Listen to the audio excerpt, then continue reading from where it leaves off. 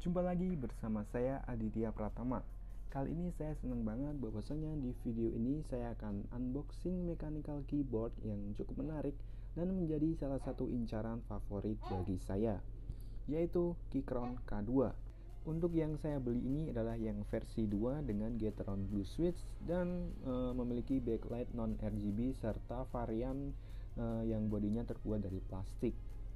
Untuk packaging dari Keychron K2 ini cukup keren dengan warna dominan hitam yang memberikan kesan mewah dalam packagingnya. Di bagian depan boxnya ada desain dari Keychron K2 ini dengan warna hitam glossy. Memang nggak terlalu kelihatan tapi ini keren. Di bagian samping hanya ada tulisan Keychron aja. Kemudian di bagian belakang juga ada gambar dari Keychron K2 dengan warna keycaps yang dominan gelap. Kemudian di sebelah samping ada poin-poin yang di highlight, yaitu Keychron K2 ini memiliki compact design, kemudian dual compatibility Mac sama Windows, ada opsi pakai kabel atau wireless, kemudian maksimal pairing bisa up to 3 device, memiliki baterai life yang cukup oke dengan kapasitas baterai 4000 mAh dan diklaim dapat digunakan up to 4 minggu jika backlightnya dimatikan. Yang terakhir mempunyai light effect. Oke, kita buka. Di dalamnya ada panduan singkat, ini ada selembar, ada busa untuk meredam benturan agar si keyboardnya aman. Kemudian ada keyboardnya itu sendiri yang terbungkus dari plastik serta di dalamnya masih ada mika pelindung dan silika gelnya. Dan ini dia keyboard Keychron K2-nya.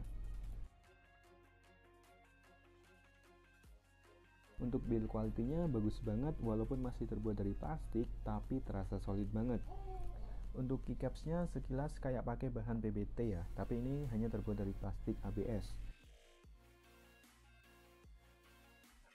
Di dalam box masih ada beberapa barang lagi. Ya, ini ada busa, kemudian ada user manual. Dan ini semacam peringatan. Sebelah pojok sini ada kabel USB, kemudian ada penjepitnya, terus ada keycaps cadangan untuk layout Windows, dan ada keycap puller untuk mencopot keycapsnya. Ya udah nggak ada apa-apa lagi, kita hands on sebentar keyboardnya.